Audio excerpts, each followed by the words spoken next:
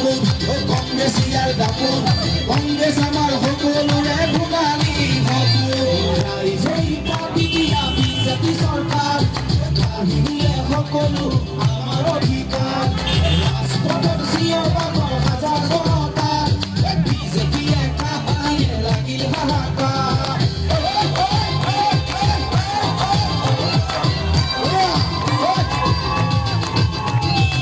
ৰাইজেই পাতি দিয়া